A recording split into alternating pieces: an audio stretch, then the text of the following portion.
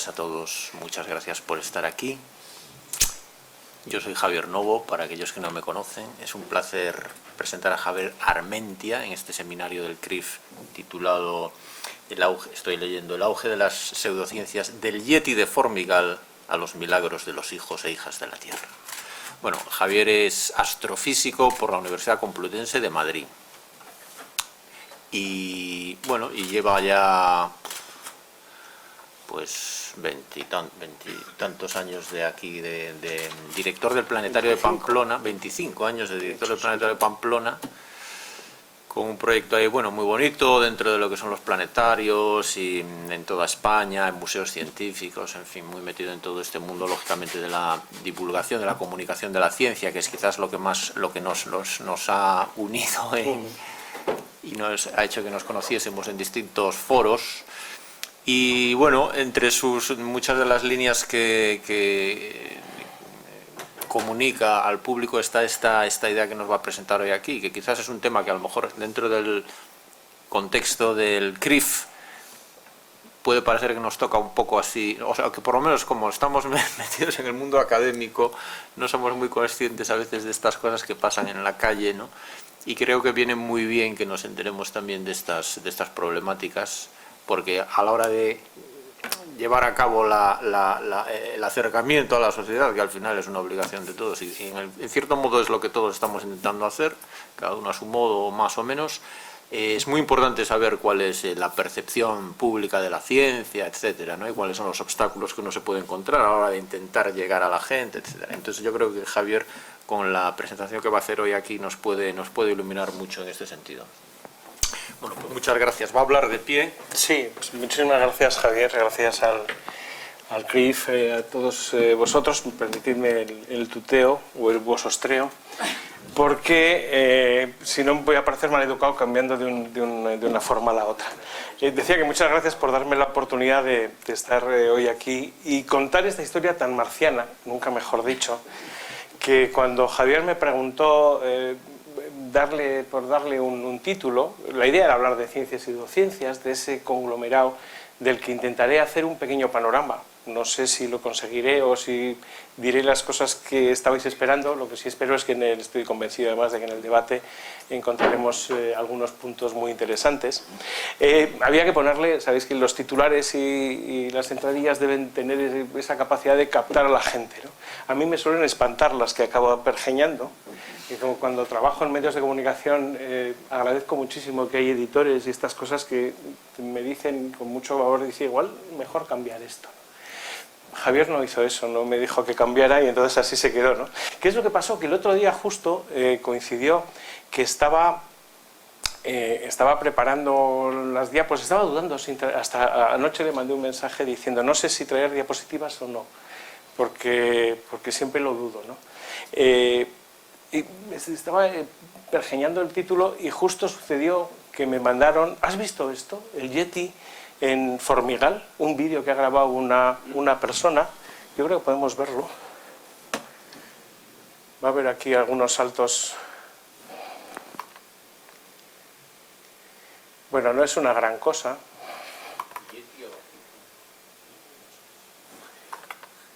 Bueno, ese es el vídeo. Este es un vídeo que circuló por internet, lo subieron a Forocoches y lo multiplicaron a través de Forocoches. Parece un oso, ¿verdad? Pues realmente, bueno, vamos a salir de aquí porque en la foto que teníamos...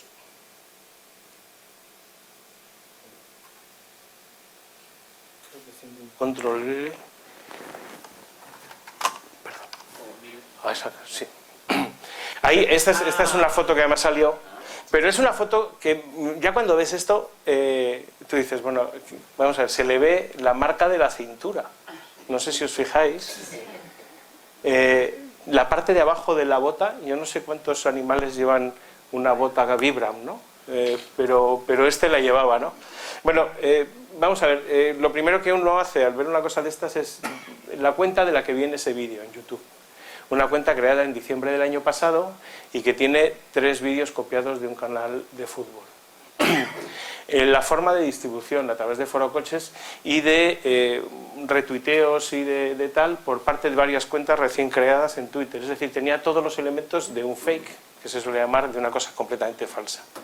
Sin embargo, todos los medios de comunicación, los locales porque les interesaba y los que no eran locales porque fueron leyendo, se hicieron eco. Evidentemente todos decían, una noticia aparentemente fraudulenta, pero no se sabe que bueno, puede ser un yeti, algo avistado de unos esquiadores que han puesto un vídeo. Falso, nadie dijo que estos fueran unos esquiadores. Sin embargo, ya eso se daba por supuesto. Hay un vídeo después que se ve las pistas y que es también completamente clarificador y falso, como suelen ser estas cosas.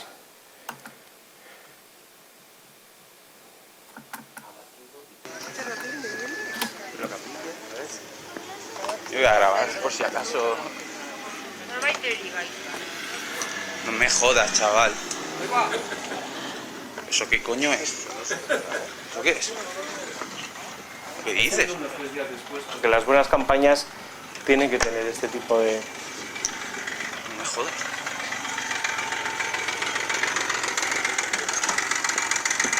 Hostia puta, chaval. Todo el mundo sabe que los muertos y los enfermos los llevan los guardias de Prosegur. No, el personal sanitario no existe para estas cosas, esto no es raro. Tú cuando estás esperando con tus esquís en la fila para subir al telesilla, vamos, puede acabarse el universo, pero no te vas de ahí, ¿no?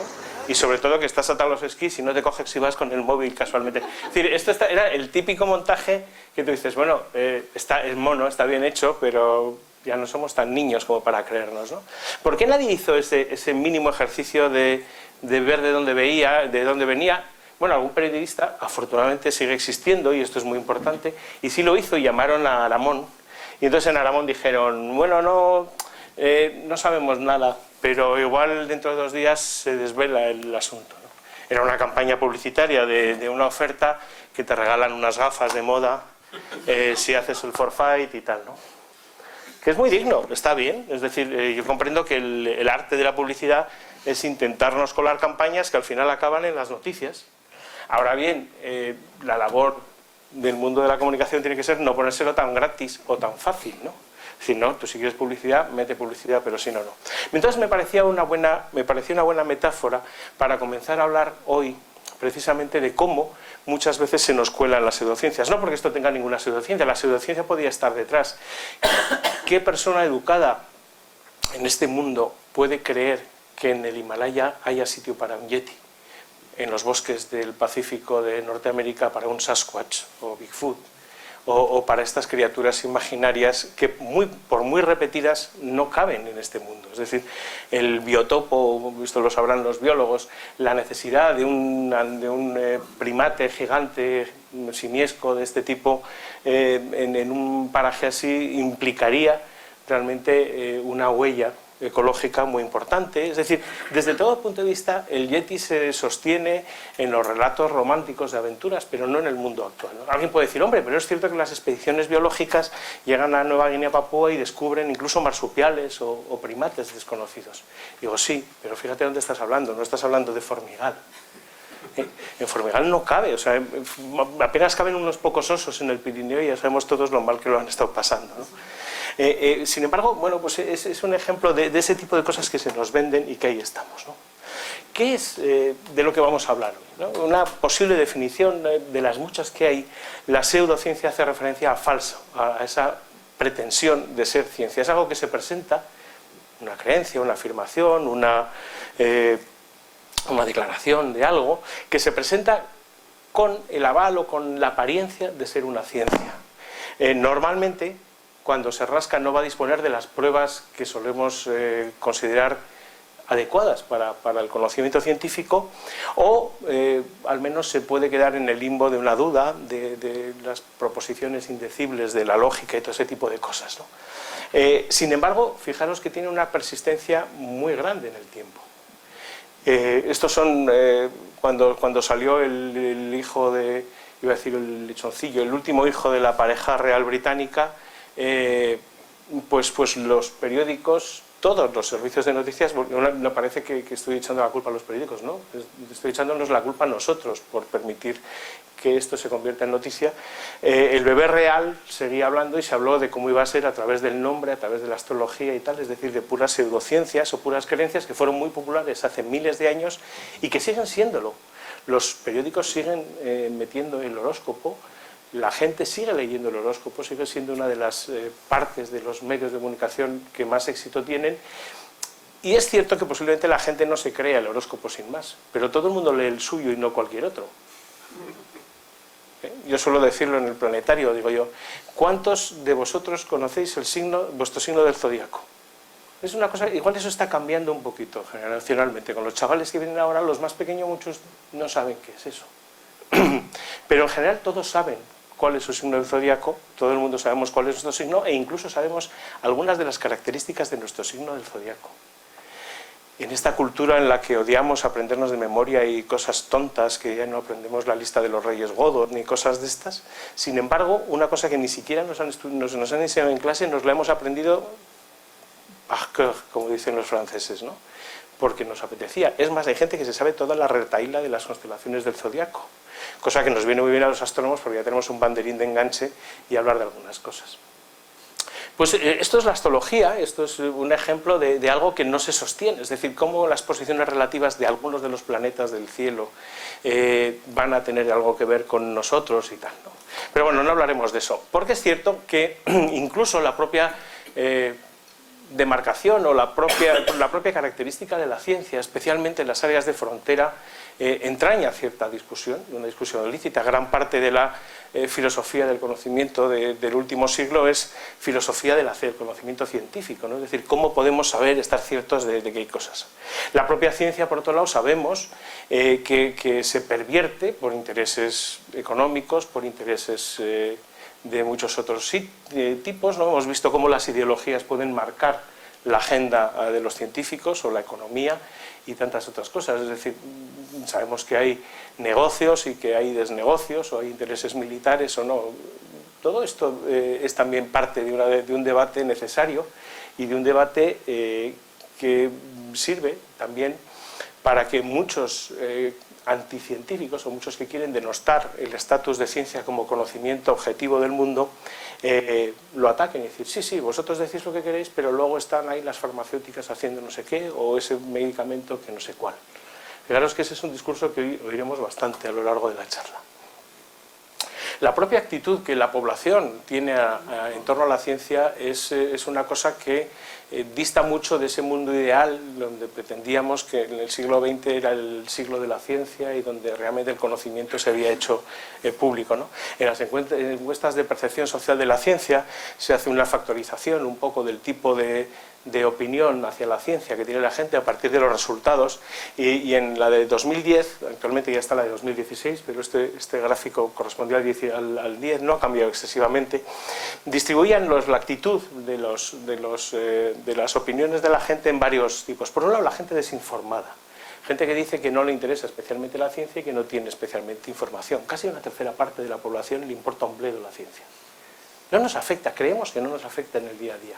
Y esto posiblemente es una culpa de las ciencias que no han sabido explicar que sí son relevantes para una sociedad moderna.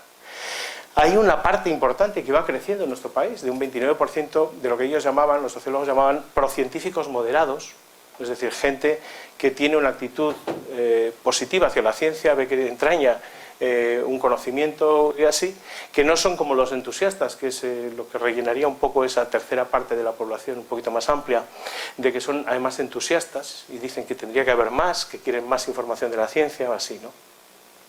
Hay una parte también, no nula, relevante, de gente que no tiene una posición definida. Para ellos, en su vida, la ciencia no es percibida como algo relevante y, por lo tanto, pues tampoco tienen... Si se la quitan un día de los presupuestos tampoco les va a dar mucha pena, ¿no? Es una cosa que hemos visto en este país con los grandes recortes que se han podido dar en el sistema público de investigación y de desarrollo sin realmente una movilización más que de los sectores directamente implicados, ¿no? Es decir, de los científicos, de los estudiantes o de los jóvenes científicos en concreto. Y luego, sin embargo, y es una cosa que ha ido creciendo, hay una parte de críticos desinformados. Son desinformados porque demuestran no tener un amplio conocimiento científico, pero sí tienen una postura muy crítica de la ciencia. En este factor es donde las pseudociencias además están campando por sus reales, ¿no? En un estudio que se hacía en una revista que se llama Astronomy Education Review hace unos años, se miraba en una población de unos 10.000 estudiantes de secundaria en Estados Unidos. No digo que traspapelar esto hacia otro sitio, transponerlo es un poco así, pero bueno, nos puede dar una idea. Una tercera parte de los alumnos de secundaria cree en telepatía, en las percepciones extrasensoriales, en las brujas, en la astrología, en la quinta parte. 3/4 partes de los chavales creen al menos en alguna de estas cosas paranormales, y una tercera parte al menos creen 4. Es decir, que será a veces una agrupación, un clustering. Cuando uno cree en alguna cosa es muy probable también que crea en otras, ¿no? En esta encuesta de que mencionaba de FECIT, en la última de este año, se relacionaba quizás esto con un desconocimiento o una incultura científica. Salía esos titulares que se pudieron ver en el año pasado de que un 30%, ¿no? Casi una tercera parte de los españoles cree que Los Picapiedra era un documental, ¿no? O sea, que el ser humano convivió con los dinosaurios. Y que el 25%, hasta una cuarta parte, creía que el Sol daba vueltas en torno a la Tierra. Yo creo que una cuarta parte de la gente no entendió la pregunta y contestó a pesar de todo, lo cual sí puede ser una característica muy nacional, ¿no? Pero bueno, pero en cualquier caso está ahí, es decir, no podemos saber, posiblemente tampoco esa pregunta te va a discriminar si tienes cultura científica o no, pero está ahí, ¿no?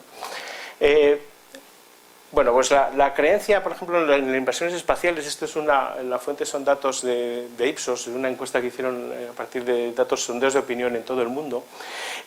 Salía que había una cierta geografía de los creyentes en ovnis, en invasiones en que los extraterrestres nos invaden, ¿no? Había países bastante escépticos. Solamente, por ejemplo, no sé, en Holanda, en Bélgica o en Suecia, solamente el 8% de los encuestados creían que estamos siendo invadidos por los extraterrestres, ¿no? Mientras que en India un 45% de la gente lo creía también, ¿no? Igual porque es una sociedad que convive. A veces se ha dicho que las creencias pueden ir cambiando de forma, pero que en sociedades muy marcadas, por un origen teocrático, pueden tener una componente. No está en absoluto demostrado en cualquier caso, ¿no? España quedaba en un término un poco medio, entre las naciones muy creyentes en los extraterrestres, y no, yo creo que va un poco según el día, ¿no? Si sale más, iba a decir un nombre, pero no diré ese nombre, pero algunos personajes del Sálvame y tal, crees más en los extraterrestres. Hay colaboradores necesarios, como decía antes, ¿no? Y hay un estudio que se hizo sobre indicadores culturales de la presencia de lo paranormal, donde se veía, por ejemplo, el número de artículos que venían en un periódico de referencia, en este caso era el New York Times, sobre algún tema, ¿no? Sobre algunas, por ejemplo, la línea verde, son los que se centran en el tema de los ovnis o de las abducciones, ¿no? De los secuestros por extraterrestres. Y el otro pues era en temas de medium, poderes psíquicos, poderes paranormales y así. Y fijaros que hay un boom entre los años 95 y 98, hay un mayor número de artículos al respecto en New York Times, es decir, no estamos hablando de prensa amarillista ni nada, ¿no? Esos son los años del máximo ojo, artículos que hablaban del tema, no que hablaban de que se proyectaba en la tele algo, quitadas las secciones de televisión. Era la época del boom de la serie Expediente X, donde la historia de la conspiración, de los platillos y tal, era uno de los ingredientes fijo, ¿no? No sé si ahora que están volviendo a dar la nueva temporada, ¿no? Lo que sería la temporada 10, pues va a pasar lo mismo, se va a volver a poner de moda el tema de las conspiraciones o así. Pero vemos que está claramente relacionado, ¿no? Se crea un zeitgeist, se crea un estado de la situación en que la gente, estos temas de repente le interesan más. Lo hemos visto con el tema de las vacunas, lo hemos visto con otros temas, cuando hay un estado, digamos, de agitación social que puede estar provocado fácilmente por una película o por una serie de televisión o por un libro. Es cierto que toda la sociedad responde, ¿no? Posiblemente somos más receptivos o somos respondemos actualmente más rápidamente gracias a la influencia, a la interinfluencia o el feedback, la realimentación provocada por las redes sociales. Se ha comprobado en cualquier caso que estas creencias o este tipo de cosas no son no son, ¿qué más te da creer, ¿no? En un estudio que se hacía en la Universidad de Deusto y en la de Nueva Gales del Sur, Elena Matute y sus colaboradores presentaron además estos resultados este mes de septiembre en el Planetario, en una charla muy interesante. Decía que si algo se ha visto es que las creencias pseudocientíficas perjudican la salud, es decir, ellos hacían una investigación muy curiosa creando un fármaco falso que era presentado a diferentes grupos de opinión como una panacea antes o después de ver información que hacía dudar de que esa molécula sirviera para nada o que era un fármaco así. Y entonces evaluaban los diferentes tipos de respuesta, ¿no? Y encontraban una clara correlación en que la gente que confía normalmente en cualquier tratamiento, que se lo ha dicho una persona que cree relevante, o bien una persona próxima o bien una persona que lleva bata, pues es más fácil que sea también incapaz de reconocer cuando hay un proceso de verdad en la curación. Es decir, de repente se convierte en más crítico de la medicina oficial. Solamente por el hecho de creer, no solamente, ¿no? La interacción debe ser mucho más compleja, pero bueno, en cualquier caso presentó una serie de resultados bastante interesantes que nos hacen pensar en algo así, ¿no? Quería poner otro vídeo. ¿Cómo voy de tiempo, por cierto? Ya me he comido casi todo, ¿no? No. Ah, bueno, vale, bien. A ver. Ahí, mira.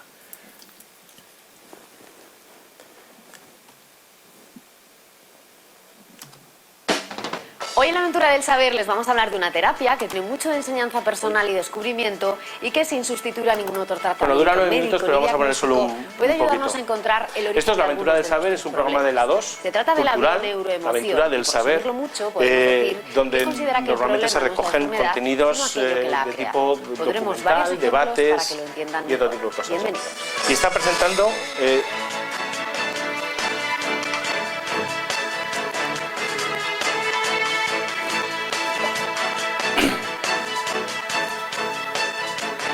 Muchos investigadores desde hace décadas se han referido a la conexión entre enfermedad y estrés en el sentido más amplio de la palabra.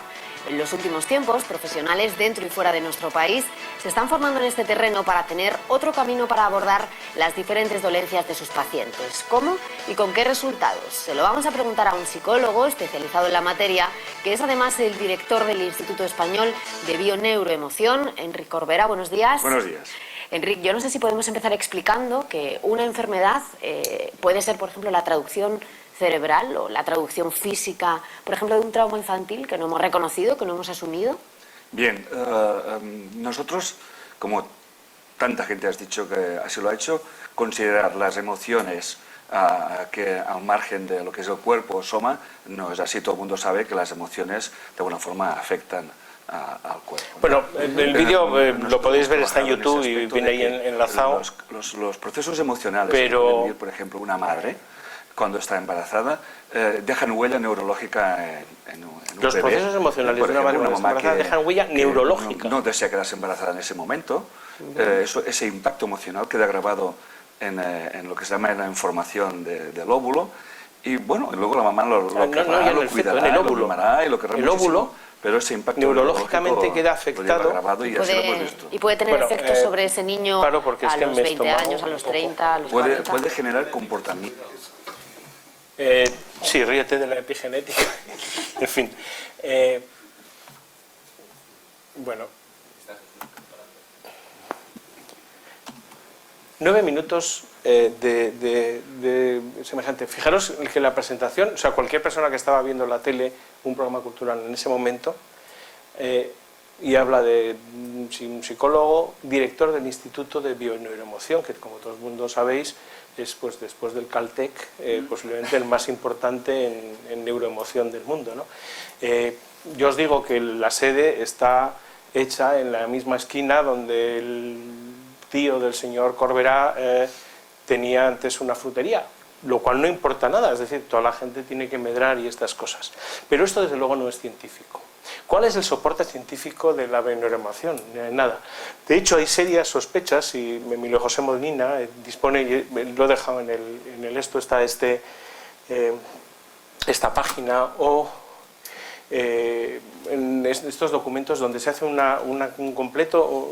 se desmonta por completo la neuroemoción. Ojo, este señor y la neuroemoción llevan varios años metiéndose en ámbitos académicos, porque entonces podemos decir, bueno, es que esto está vendiendo cosas ahí, en la tele se le engaña a cualquiera a la 2, ¿no? No, la Universidad de Alicante programó un curso, una conferencia en la Escuela Politécnica Superior, ¿no?, que se paralizó posteriormente. Ha dado charlas en colegios de médicos, ha dado charlas en cursos de grado y posgrado. Ojo, cobra 1.200 euros por un máster en bioneuroemoción, que te permite además convertirte en tal. Es decir, si no me da tiempo, y no quiero hablar mal de este señor, que es además encantador. Podéis ver en YouTube sus charlas, donde son charlas enormes, son charlas río, que duran varias horas, donde cuenta un montón de cosas, ¿no? Donde mezcla la conciencia cuántica con el no sé qué, o sea, las cosas antiguas y las modernas. Tiene una parla claramente pseudocientífica, pero que tiene mucho éxito. Y se está metiendo además, y para colmo, lo que subyace a todo esto es una teoría asesina de la enfermedad. Ellos afirman que el cáncer lo provocan los estados de ánimo. Que tratando, por ejemplo, para tratar el cáncer, lo único que tienes que hacer es cambiar tu estado de ánimo. Echan mano de prácticas de psicología, de pseudopsicología, como las constelaciones familiares, pero están basados en lo que se llama la nueva medicina germánica, que es una cosa que inventó un ex médico porque fue expulsado de la profesión y ha sido encarcelado varias veces, varias de ellas en España, que se llamaba, le siguen llamando Dr. Hammer, pero que se hizo famoso a comienzos de los 90 porque fue promocionado por Televisión Española también en varios programas.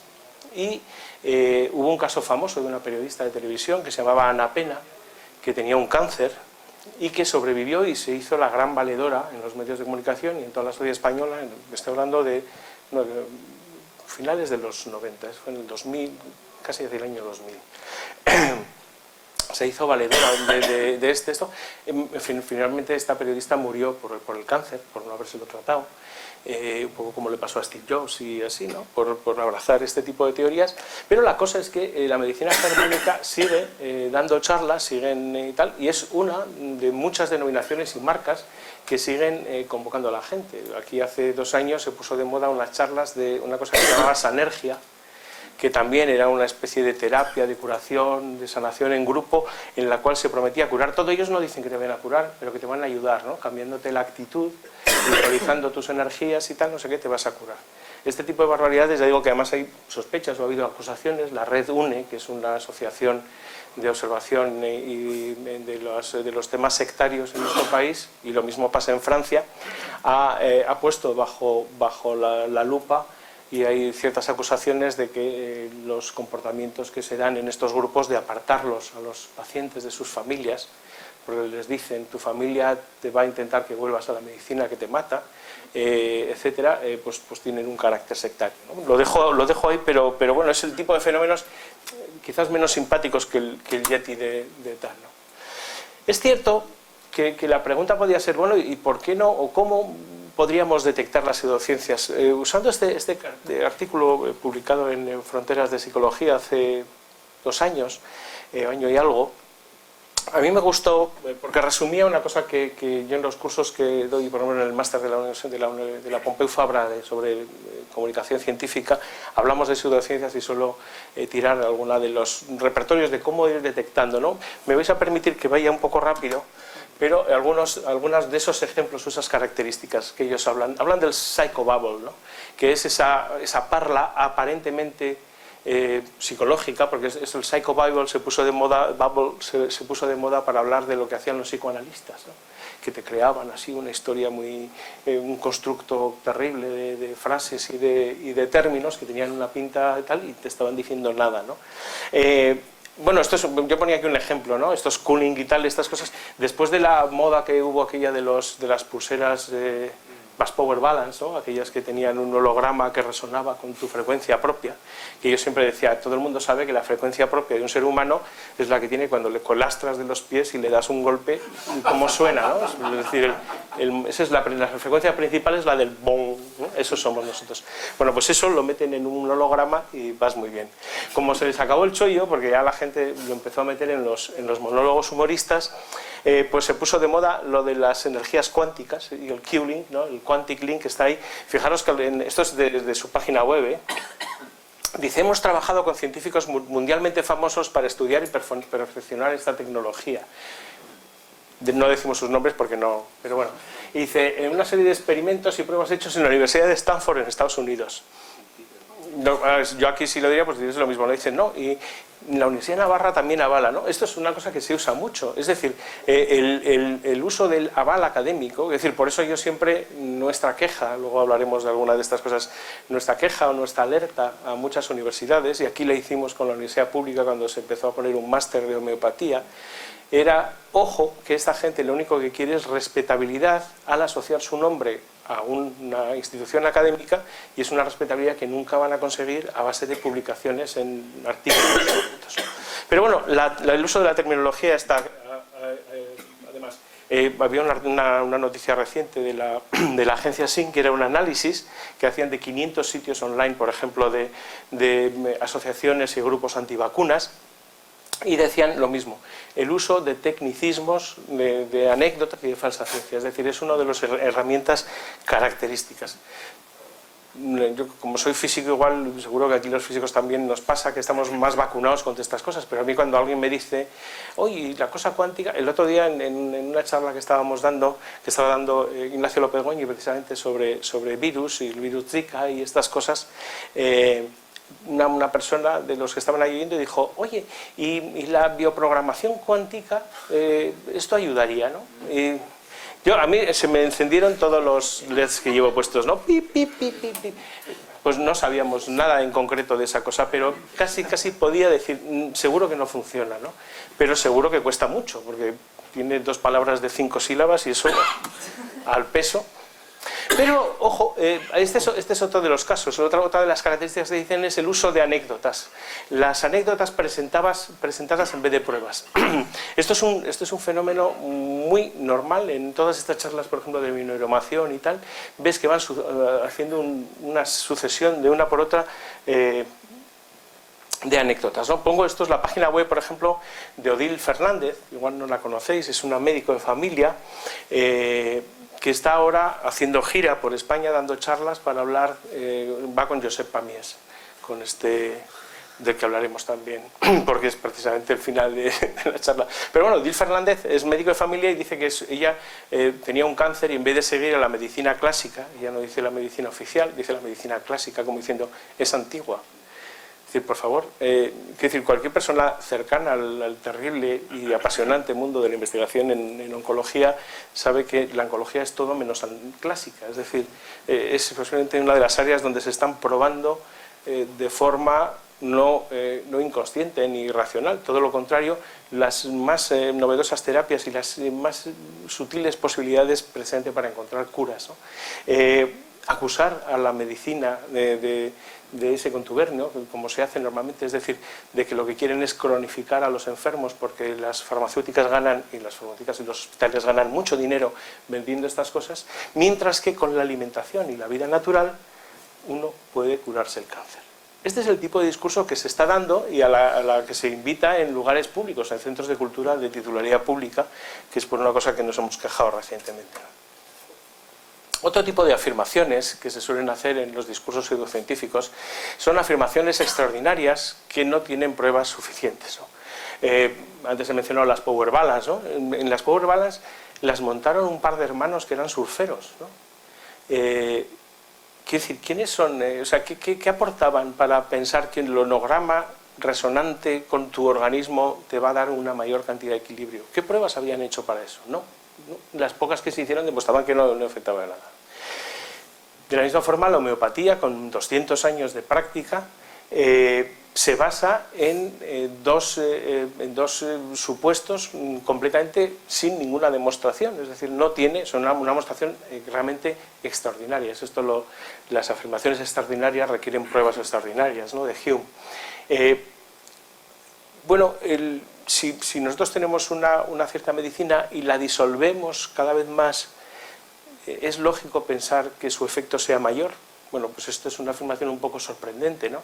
Alguien podría decir, bueno, es que en medicina nuclear se está estudiando el efecto de la hormesis, ¿no?, y de cómo a veces en algunos pacientes dosis pequeñas pueden producir un efecto más grande, pero no es esto, estamos hablando de forma sistemática que un principio, o el principio de similitud, ¿no?, los similia similibus curantur, que tampoco también es una cosa muy de pensamiento mágico, muy afianzada en la antigüedad, pero que no tiene nada que ver con unas pruebas solventes, ¿no? Sin embargo, este tipo de afirmaciones están en muchas de las pseudociencias, ¿no? Hay otros, desde el punto de vista de afirmaciones, hay otras muy características que tienen que ver con principios de antigüedad o de antigüedad o de autoridad, o falacias de este tipo de recursos, ¿no?, recursos a lo notable, ¿no? El mayor ejemplo están en todos estos métodos ligados a las medicinas energéticas o tradicionales chinas. ¿Basadas en qué? Hoy es que hace 5.000 años los chinos ya lo usaban. ¿Y esto? Hace 5.000 años los chinos se morían igual que los de aquí hace 5.000 años.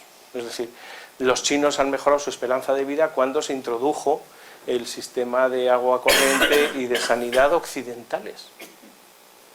O al menos se hizo común para la población los sistemas de sanidad que también disponían solo los emperadores, ¿no? Es decir, ese tipo de falacias son, sin embargo, me pillan muy bien, porque cuando alguien te dice, oye, es que el Reiki tiene una antigüedad milenaria, y entonces pues dices, joder, pues es verdad. Pues no es verdad, es un invento de los años 20 del siglo pasado, pero se vende como una cosa tradicional. Hay afirmaciones también que contradicen los hechos científicos establecidos, y es cierto que muchas de estas cosas no tienen coherencia, no hay una coherencia con lo otro. Es decir, dices, hombre, es que si esto fuera cierto, es decir, si el pensar que por ejemplo, aquello del doctor en relaciones internacionales, por cierto, Masaru Emoto, que salía en aquella película, en aquel falso documental que se llamaba What the Bleep You Know, ¿qué es lo que sabes?, que decía que él ponía a congelar, o geometrizaba el agua, le ponía agua en la que ponía de pensamientos puros, y entonces el agua cristalizaba en cristales hexágonos maravillosos. Pero el agua de la ciudad, con los ruidos y con los problemas de los humanos, cristalizaba en unos cubos asquerosos, ¿no? Bueno, luego vendía un magnetizador de agua que costaba una pasta, y luego hacía experimentos que solo le salían a él, pero que eran muy divertidos. Hubo unos chavales de Cádiz que en un instituto dijeron, vamos a probar, y entonces pusieron un bote de arroz y lo rodeaban de palabras amor, paz, cariño, familia, y a otro le ponían guerra, sexo, droga, rock and roll, yo qué sé, ¿no? Y entonces la cosa es que ellos afirmaban que los que tenían malas palabras se podría el arroz, mientras que el otro permanecía, ¿no? En las mismas condiciones se hicieron varias veces con muchas pruebas y tal, y además en doble ciego, pues no les funcionó, entonces concluyeron que era falso, ¿no? Bueno, pero esa comprobación que pueden hacer unos chavales que tienen tiempo, muchos mayores no lo hacían, porque lo del Masaru Emoto se promocionó en el Año Internacional del Agua, en lo de la Expo de Zaragoza, se le dejó montar un congreso. Hasta el cineasta Vigas Luna le promocionó muchísimo en Valencia, en unos montajes de unas películas de no sé qué, y tú dices, bueno, si esto es una estupidez, es decir, es una estupidez, y sin embargo, o sea, es decir, no tiene ningún tipo de respetabilidad científica, y sin embargo está ahí, ¿no? Ojo, y lo siguen vendiendo. Otro ejemplo sería lo del cambio climático, ¿no? A mí me gustó mucho, en el Aldea Irreductible, Javier Pelaz puso este análisis que se hizo con las publicaciones en el año, en publicaciones de referencia, en revistas con revisión por pares, en el año 2013, sobre cambio climático, ¿no? Sobre climatología. 2.258 artículos publicados, por 9.136 autores. De todos ellos, solamente un autor negaba el cambio climático.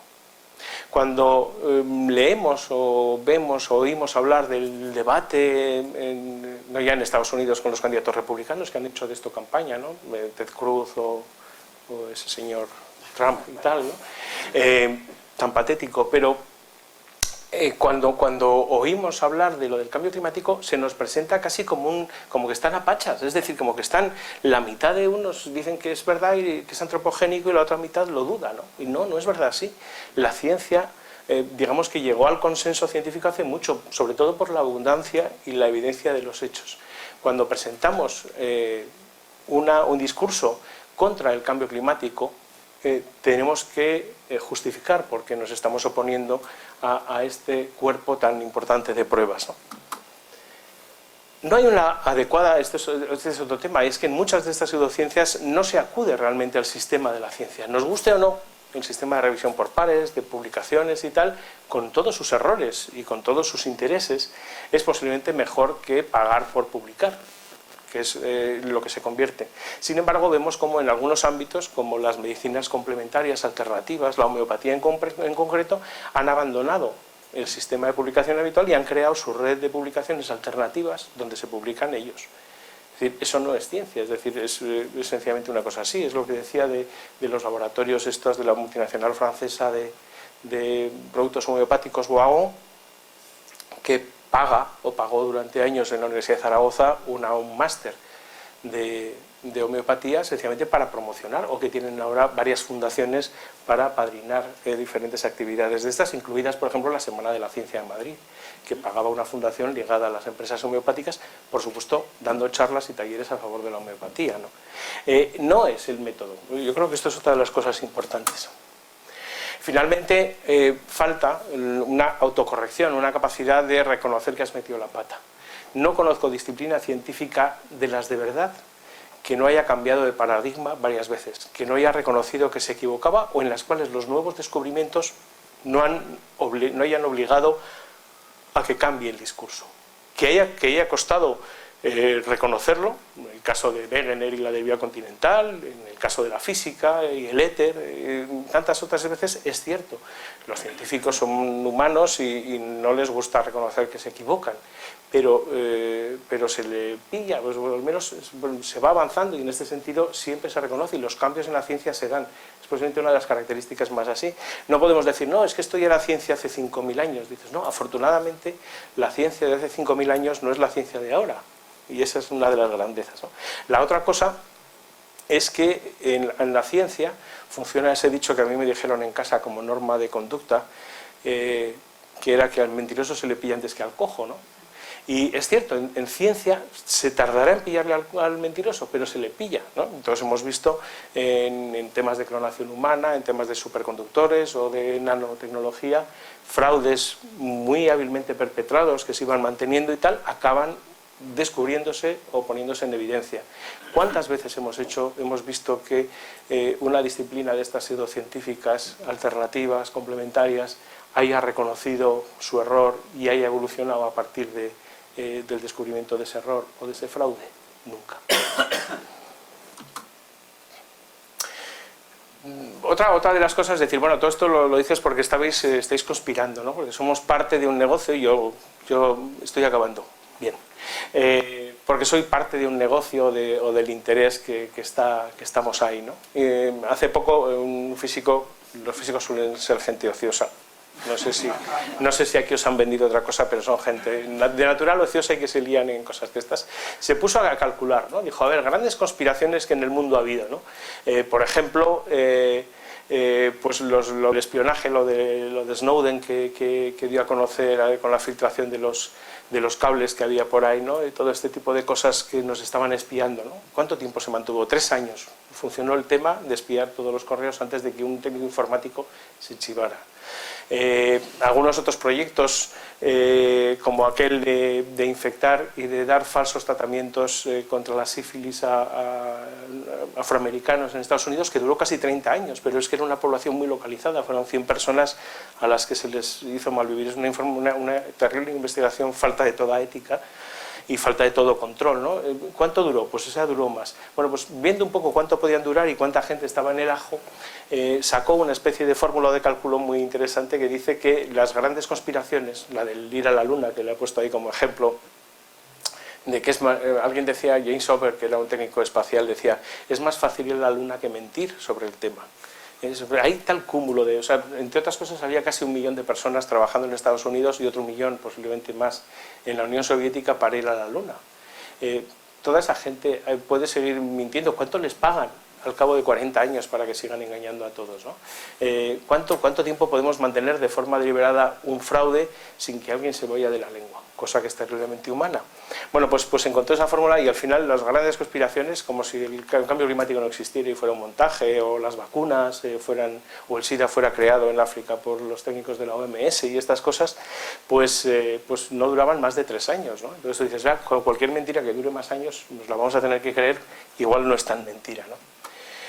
Bueno, decía que al principio hay otras formas de abordar este recorrido que quería haceros. Ya veis que era un poco pintoresco, no quiero entrar en el fondo.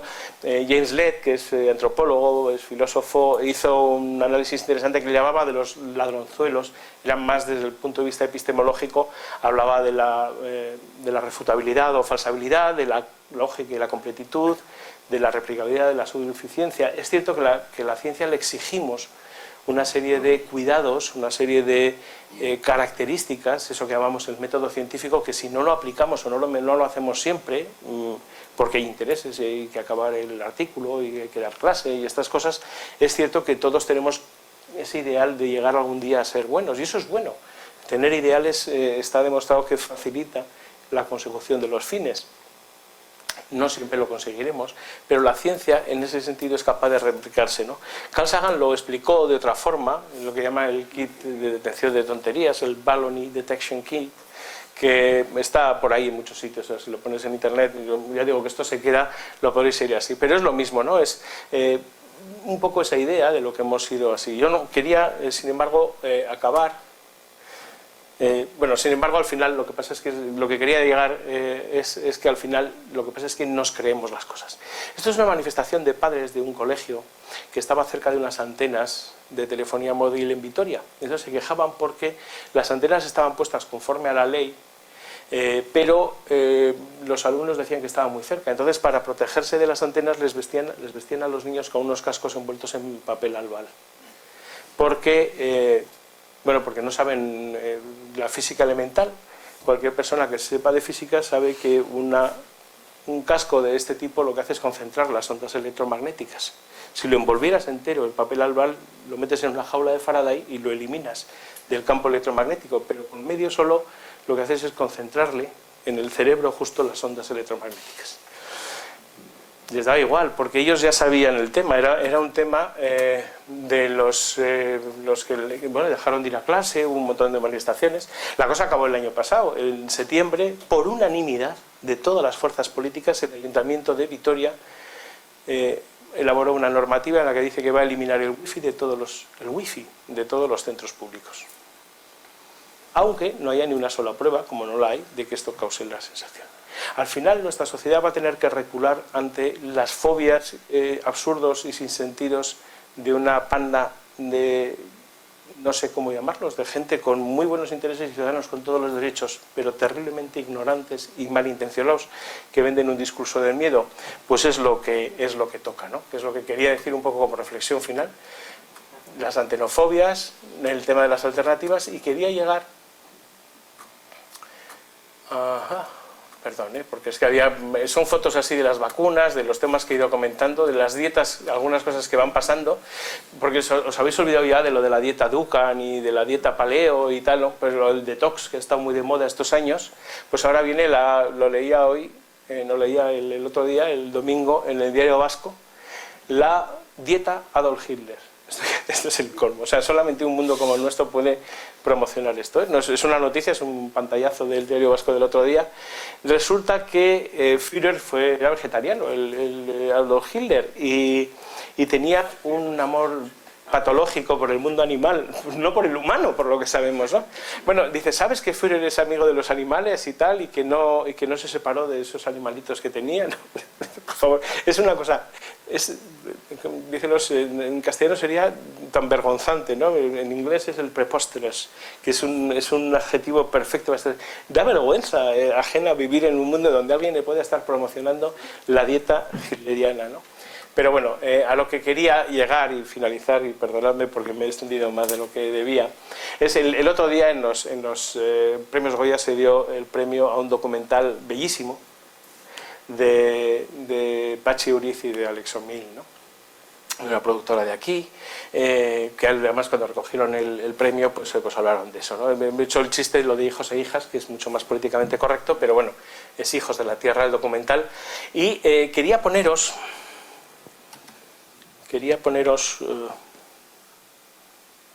tenía dos versiones del documental, pero una que es solo con sonidos, están las dos en internet, una es sonidos y unos textos, que es muy bonita, pero luego está el tráiler oficial, que es la que tiene las voces, porque ellos entrevistaron a un montón de gente y se van recorriendo. Es un recorrido por diversas partes del mundo donde se hace una especie de cántico a volver a la Tierra, ¿no? A mí sobre ese sentido, ese tipo de mística puede quedar bien o mal. Yo quiero volver a la Tierra en muchas cosas y yo también me declaro hijo de la Tierra en casi todo. Pero el segundo tráiler contiene una serie de declaraciones que son las fundamentales, porque en un documental evidentemente qué mensaje y qué discurso estás transmitiendo. Y este es el discurso, y no es ninguna alteración, es su tráiler.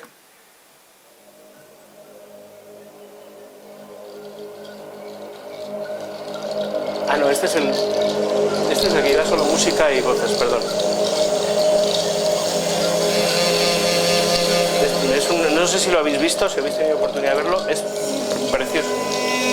Fotografía, la música, pero...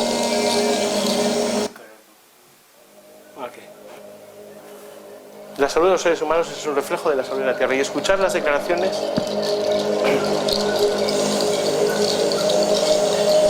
es casi lo mismo, pero... Ahora los grandes laboratorios de investigación envían a sus mejores técnicos a hablar con los chamanes, a hablar con la gente de la selva, a rascar en la corteza de un árbol que encuentran allá.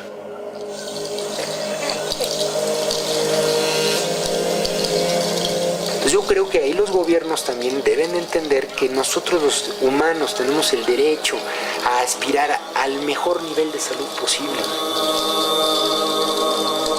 El fármaco que cura del todo no es rentable y nos obligan las industrias farmacèutiques, ens obliguen a reconvertir un medicament que cure en un que cronifiqui perquè curar no es negoci. Ahora la nueva Inquisición no la hace la Iglesia, la hacen los grandes laboratorios y lo hacen los sistemas sociales políticos que lo único que pretenden es controlar, dominar y esclavizar a la población y al ser humano. Yo tengo muchos clientes médicos y me decían, vería de fábula las plantas. Quisiera que se incorporaran a la medicina convencional como cualquier producto farmacéutico.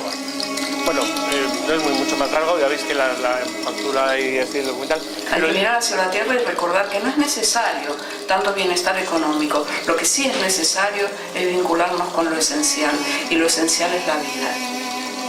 Es decir, parte de ese discurso es perfectamente asumible por una sociedad que quiere volver a encontrarse con la naturaleza, ser consecuente con el mundo que tenemos y cómo lo estamos degradando, e incluso evitar esa comercialización o esa espiral de consumo. Bien, me parece muy bien, y me parece lícito incluso construir discursos ideológicos y políticos al respecto. Lo que pasa es que en esta historia se mezcla, y hemos visto a uno de los que intervenían ahí,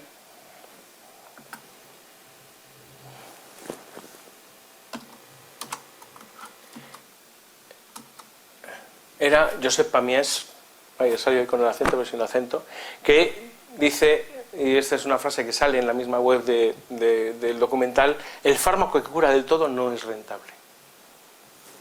Esto es una acusación que él hace, él va dando carne, tiene una página que se llama la Dolça Revolució, la Revolución Dulce, y está ahora promocionando, antes promocionaba el milagro, el suplemento milagroso mineral, el MMS, que es un óxido de cloro venenoso, es un blanqueador de piscinas, pero que asegura que tomándolo, o sea, te causa diarrea y esas cosas, pero te elimina todos los tóxicos que te mete del cuerpo y te quita la enfermedad. Es una persona que en sus charlas niega la existencia del SIDA como una infección por el VIH, que dice que todas las, como veis, que el objetivo de las farmacéuticas es envenenarnos y enfermarnos para hacernos crónicos y ese tipo de cosas. A esa persona se le está invitando en ámbitos académicos y en ámbitos públicos, ¿no? Los medios de comunicación son colaboradores una vez más necesarios de esta cosa, ¿no? Estos reportajes sobre la stevia, ¿no? Fijaros el tipo de afirmaciones que se hacen, ¿no? El azúcar es uno de los ingredientes más peligrosos que existen en el mercado.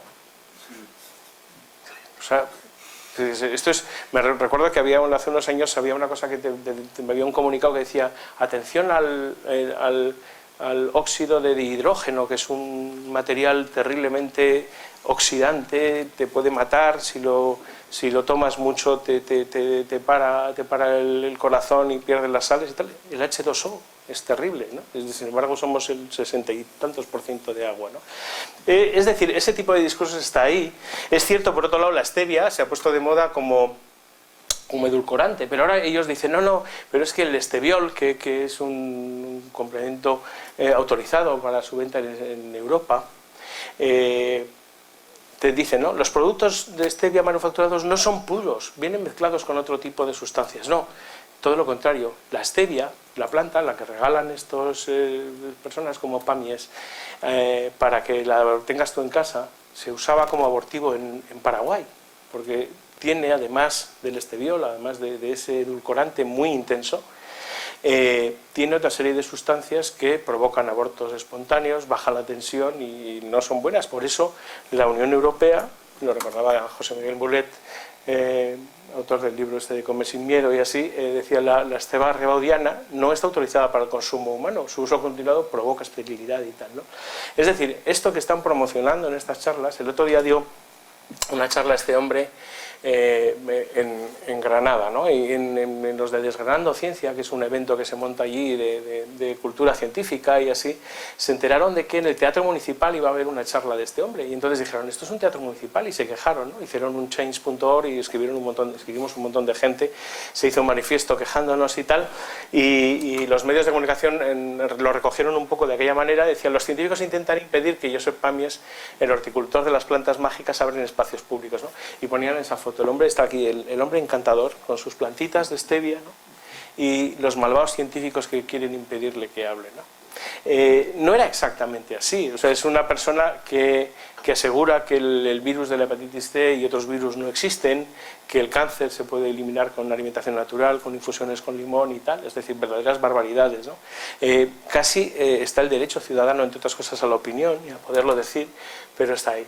Arturo Girantes, el profe de física, tiene un blog muy divertido y ha hecho una serie porque se fue a una conferencia de este hombre, a esa conferencia en Granada, que duró 4 horas, bastante más, no bastante, un poco más que la mía, perdona. Y entonces él dijo, hablaba de estas recetas, ¿no? Primero el victimismo, ¿no? Fíjate, los que defienden este tipo de discursos de los hijos de la tierra se están presentando siempre como los atacados, ¿no? A mí me ataca el capital y tal. Digo: macho, no paras de estar por todos los hablando. A mí sí que me ataca el capital, que no puedo hablar normalmente, ¿no? A mí no me acogen los medios de comunicación para dar este discurso, ¿no? Los famosos que traen la ayurveda, sí, ¿no? Es decir, aquí estamos hablando mal. Mezclar verdades con mentiras, es decir, algunas de las cosas que dicen es cierta, es decir, ni toda la industria farmacéutica es mala, ni toda es buena, sin más, per se, ni todos los negocios son malos ni son buenos, es decir, ese tipo de maniqueísmo ya sabemos a dónde nos lleva. El tema del recurso a las anécdotas, a las historias personales, el miedo, a la indignación, todo ese tipo de cosas pues son tal, ¿no? Y al final, a mí lo que más me gustaba era el último capítulo que hizo de esto, es que no parezca un negocio. es verdad. Parece que estos grandes salvadores del mundo no están realmente viviendo del tema, es decir, como si ellos no fueran... Es un argumento que me lo han echado a mí en cara muchos homeópatas, me dicen, ya, pero es que la homeopatía es una pequeña fracción de la tarta de la farmaindustria. Y digo, sí, bueno, teniendo en cuenta que son varios miles de millones de euros los que factura un grupo como Baron, pues sí, que me los den a mí si es tan poco. Es decir, no es tan poco, estamos hablando de igual una pequeña parte de un gran negocio, pero las propias grandes multinacionales tienen sus divisiones también homeopáticas. Los propios colegios de médicos acogen, en muchos de ellos, no en todos, secciones de medicinas complementarias o alternativas, porque el negocio está ahí, o sea que es quizás la otra cosa que deberíamos estar. Pero bueno, en cualquier caso, como estábamos últimamente celebrando que Einstein tenía razón, pues otra de las cosas que dijo, aparte de la gravedad y tal, se le adjudica esa frase, que como pasa siempre, si non è vero ben trovato, que solo hay dos cosas infinitas, el universo y la estupidez humana. Y dicen que comentaba y añadía Einstein, y de lo primero no estoy tan seguro. Muchísimas gracias.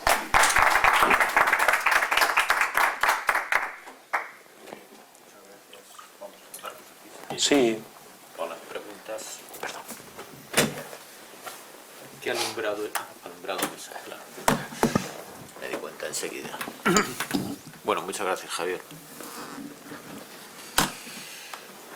Muy interesante, muy... Tendremos que ir hacia el formato de seminarios de 4 horas, de todas formas. No, en absoluto. Yo creo que no, en absoluto. Ya se ve que... Bueno, entonces no sé si... A ver, tenemos aquí alguna pregunta. Sí. Yo tengo 2 preguntas y además me tengo que ir rápido, o sea que en cuanto las contestes, Miguel. Sí, perdona. No, sí, es problema mío. ¿No? Nada, lo primero quería saber si hay algún estudio, bueno, de demografía de las pseudociencias en España, es decir, esto que hablas de los hijos de la tierra y de cómo hay clústeres de pseudociencia en la población, yo...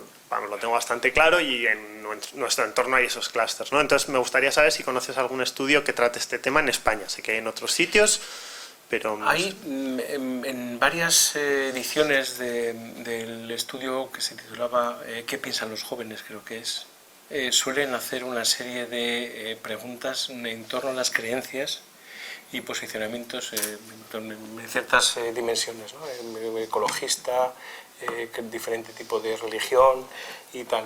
Nos podría dar una pista. En algunos de ellos se ha hecho preguntas sobre el tema de los fantasmas o ovnis o así, pero no mucho. Eurobarómetros han hecho una vez cada 10 años, suelen incluir ese tipo de cosas.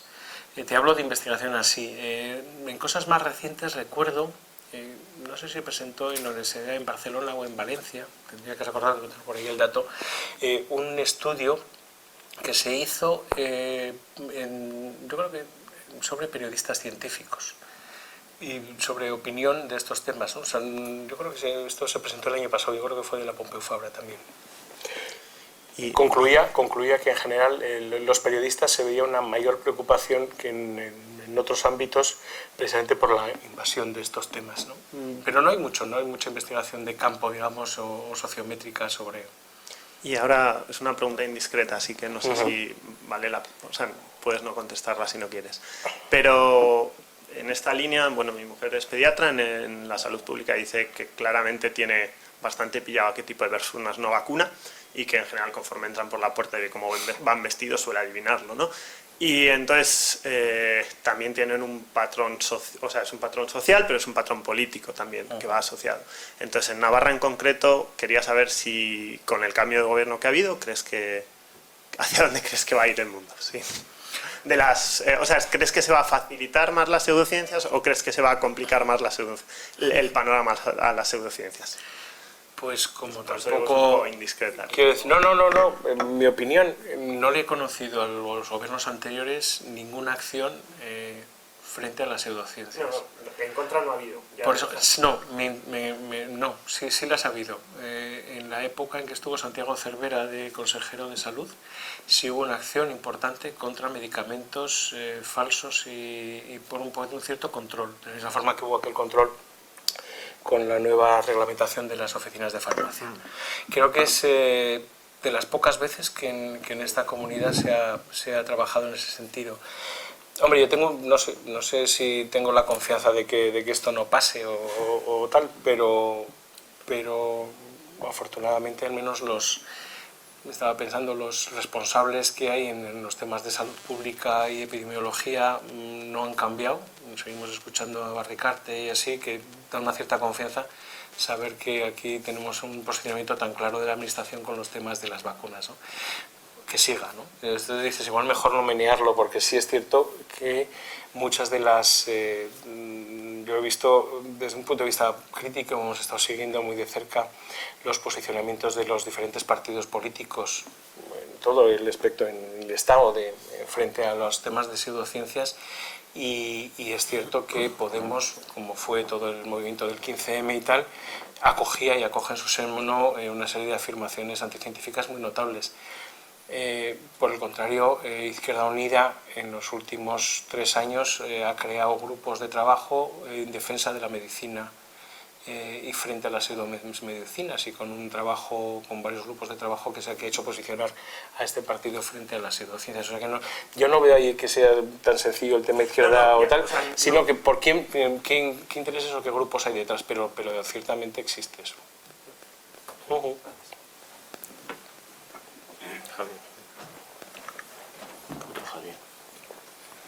Javier, muchas gracias por tu charla, que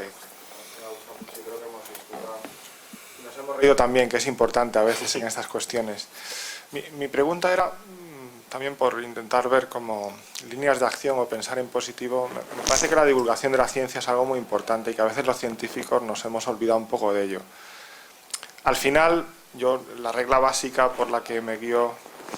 Bueno, cuando estoy hablando con alguien, para mí un científico es alguien que busca la verdad, o sea, quiere saber cómo son las cosas. Es verdad que a veces se pueden introducir o meter intereses espurios o bastardos, o como le quieras llamar, pero al final el científico quiere saber cómo es la naturaleza, cómo funciona la naturaleza. Y a mí me parece que quizá eso también se ha perdido un poco, convendría insistir en ello. Bueno, y por otro lado, por ejemplo, aquí en la universidad hay una iniciativa que me parece que es muy buena, creo que se da una asignatura de ciencia para comunicadores, para periodistas. Me parece que es una iniciativa interesante y que todo lo que podamos hacer en la línea de divulgación de la ciencia pues ayuda, ¿no? Me parece un poco como el dar a conocer también lo difícil a veces que es hacer ciencia, y cualquiera que ha hecho ciencia se da cuenta de lo difícil que es conseguir decir algo que valga la pena, que es muy difícil. Y todos los protocolos, todos los límites también que tienes que poner. Entonces, saber transmitir eso creo que es un reto que tenemos por delante y que deberíamos unir fuerzas en eso, ¿no? Me parece. Bueno, no, te doy toda la razón. Y es cierto, yo creo que hay una responsabilidad en general en todo el proceso educativo y formativo que tenemos, donde debería haber una mayor presencia de los científicos, que siempre se nos ha dado así. Fíjate, como cosa sintomática, todas las reuniones que a lo largo de los años hemos ido haciendo, el sector de la comunicación social de la ciencia, ¿no? Los museos de ciencia, el periodismo científico, los planetarios y así, hemos tenido siempre lemas en nuestras reuniones como la ciencia es cultura, no hay ciencia sin cultura. Aquí en Pamplona hicimos una nueva cultura que incluyera la ciencia, ¿no? Es cierto que eso es una labor pendiente. Yo creo que, por ejemplo, aquella asignatura que ha desaparecido ahora de ciencias para el mundo contemporáneo, dejando aparte el planteamiento que tenía, pero la idea de que los chavales, fíjate, que en una tierna edad abandonan ya por completo cualquier esperanza de poder leer nada científico, salvo que luego vean El hormiguero, yo qué sé, pues no era malo, es decir, no es tan mal exponer a la ciencia. Yo creo que son logros del pensamiento humano perfectamente reivindicables, como todos, como los grandes logros del pensamiento humano, que son las obras literarias o otro tipo de creaciones artísticas, ¿no? En ese sentido, yo creo que desde esa visión de dar un panorama global debería estar ahí. Yo recuerdo que hace un montón de años la Sociedad Estadounidense para el Avance de la Ciencia encargó a una serie de notables, estaba Paul Rutherford y así, entre ellos, crear un equipo que pensara en que en el siglo XXI el americano ilustrado, como ellos pensaron un poco en el estadounidense, letrado, alfabetizado, qué conocimientos científicos debería tener. Su idea era crear una especie de sílabus, de compendio, que incluyera no solamente las artes, sino también las letras, ¿no? El resultado un poco de eso es ese movimiento actual que en la enseñanza de las ciencias del STEM, ¿no? STEM, vamos, de la ciencia, la tecnología y la ingeniería y las matemáticas, como cosas que hay que formar a los chavales desde pequeños y que hay que mantener en todo el sistema. Fíjate que tú hablabas de la universidad y yo me he ido incluso a las fases primarias porque me parece que ese amor por la ciencia hay que cultivarlo y luego la gente querrá estudiar o no lo que quiera, pero yo creo que si no entendemos que esos procesos son convenientes y útiles y bellos, además o divertidos, pues nos va a costar más hacerlo. Bueno, me ha encantado tu charla. He descubierto la magnitud del problema, que yo no me hacía cargo de que realmente hay está tan extendido. Yo pienso, vamos, es un poco abundando la misma pregunta. O sea, los científicos tenemos que explicarnos mejor, explicar mejor la ciencia a la sociedad para que, bueno, en las encuestas de FECIT, sí es cierto que el prestigio de la profesión del científico es muy alta respecto a otras, pero es cierto que también hay mucha ignorancia. Entonces yo me pregunto, yo creo que, vamos, que los tiros pueden ir por ahí. Los científicos tenemos que explicar mejor la ciencia para que permee en la sociedad la buena ciencia, porque la cuestión es que a veces también es cierto que hay pseudociencia, hay ciencia buena y ciencia pobre. Y a veces el hecho de que la difusión de la ciencia pobre o de las... es decir, a la hora de la divulgación se ponga a la misma altura cuestiones que tienen menos evidencia. O sea, la medicina basada en la evidencia es muy estricta a la hora de decir lo que realmente es aceptable y a unos niveles robustos de aceptabilidad y otros que no tanto. Entonces, a veces no somos capaces tampoco de explicar esas diferencias y quizá pues se nos vuelve en contra a los científicos pues algunas cosas que se dicen como científicas. Esto lo ha dicho un científico cuando los niveles de evidencia vamos, y termino en este fin de semana por casualidad he estado viendo una escena de una zarzuela de Ruperto Chapí, El rey que rabió, que es El coro de doctores. Te lo recomiendo porque es buenísima, va en esa línea, ¿no? Es decir, bueno, pues unos señores que son doctores, pero dicen unas tonterías increíbles, ¿no? Entonces, a veces eso tenemos que, bueno, no lo sé cómo, pero tenemos que, por un lado, divulgar mejor y luego también saber explicar lo que es muy robusto y lo que es, pues, una hipótesis o una idea que se nos ha ocurrido, no sé. Toda la razón. Fíjate, en Estados Unidos han hecho, y en Inglaterra se han hecho algunos intentos. Hubo un intento bonito de una campaña. Aquí se intentó por parte de la FECIT durante el año de la ciencia, pero tampoco fue gran cosa. En Estados Unidos consiguieron que algunas celebrities, gente muy famosa del mundo de la canción, de actores, del deporte, hiciera unos sketches, unos cortos, están por ahí por las redes. Sale un tío muy famoso y dice: vosotros os creéis que yo soy importante, tenéis mi foto de pantalla y tal, no sé qué. Pero lo que es importante es este tipo. Este tipo acaba de hacer una publicación en la que gracias a él sabemos que hay un gen que hace esto y tal, ¿no? Y salía ahí un científico. Entonces era curioso, porque era un ejercicio de humildad por parte de los que están en la cima, de los referentes sociales de este mundo que tenemos, que decían: yo estoy aquí gracias a que hay gente que están ahí trabajando, ¿no? Esa percepción no creo que haya cambiado tampoco la percepción social de la ciencia en Estados Unidos, pero ese es el tipo de discurso que habría que incluir de forma activa en muchos otros sitios. Y luego, desde luego, el que dices tú es muy importante, ¿no?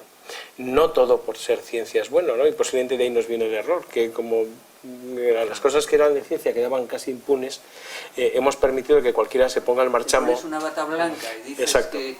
Era aquel chiste de cómo diferenciabas a un científico, no como era un científico extranjero, era el que llevaba bata blanca, y en España el que llevaba bata blanca era el churrero, ¿no? Pues dices, era terriblemente injusto, pero decía eso, ¿no? Te ponías, recordáis que en los años 70 los anuncios de detergentes, aparecía el científico con una bata blanca con unos cuantos bolígrafos y la regla de cálculo, y eso era ya serio, ¿no? Luego lo prohibieron, ¿no? Luego se prohibió eso en la publicidad, el incluir ese aparente argumento de autoridad, ¿no? No, pero esto que dice, es que abundando en lo que dice Luis, porque creo que ahí está un poco el... ¿dónde pones el límite entre lo científico y lo pseudocientífico a veces? Por ejemplo, ahora hay mucho debate. Nature tiene un portal, le ha dedicado a ese tema de la reproducibilidad. Hubo un artículo de 100 artículos científicos de psicología, solo se pudieron replicar 36. Y están haciendo muchos estudios de enviar los mismos datos a distintos grupos de investigación de Big Data de estos, y la intersección de conclusiones a las que llegan comunes es muy baja, ¿no? Porque cada uno... Y está todo el tema el gran problema que tienen ahora los científicos es la metáfora esta de la lámpara, que solo ves los resultados que confirman la hipótesis de la que partías, inconscientemente, ¿no? Entonces hay un problema de reproducibilidad que daña muchas veces la percepción pública de la ciencia, porque te vienen con promesas, con cosas tal, luego cosas que se retractan también, y entonces dices, bueno, no es pseudociencia porque está hecho bien hecho, pero al final le quitas credibilidad y a lo mejor haces que lo otro, que sí es pseudociencia, diga, bueno, pues es parecido, ¿no? Claro, sí, es cierto, hay un cierto relativismo además el que ponen, no, pues si esto te equivocas y todo, ¿no? Mira, yo el ejemplo más claro lo pongo, es decir, lo que mencionaba justo en la diapositiva porque no era el tema, pero es fundamental. Por supuesto, el análisis de la actividad científica es fundamental. Hay una cosa que yo lo he visto, por ejemplo, y lo hemos notado con el asunto de las antenas. Una asociación de antiantenas te dicen, eso causa cáncer. Y te lo dicen ahí. Dice, bueno, no está demostrado, y sin embargo, la propia LIARC, el Grupo Internacional del Cáncer de la OMS, concluye que está en un carcinogénico en un 2B, es decir, no hay evidencia en humanos, no hay evidencia en animales, pero hay sospecha de que podría ser carcinogénico. Esa es una conclusión científica, no se entiende, es decir, cuando tú vas a un científico a pedirle, oye, di que las antenas son seguras, te dice, no, la ciencia no puede decirte que sean seguras. La ciencia puede decirte que al nivel del estudio que hemos hecho y en estos niveles de emisión no hay, en los 15 años que llevamos de serie y en las cohortes que se han hecho, no hay ningún problema. Eso lo escucha la gente y dice, dan cáncer. Claro. Yo no entiendo, es decir, la ciencia somos reos de nuestro propio discurso y de nuestro propio compromiso con la exactitud, con la certeza y con el error.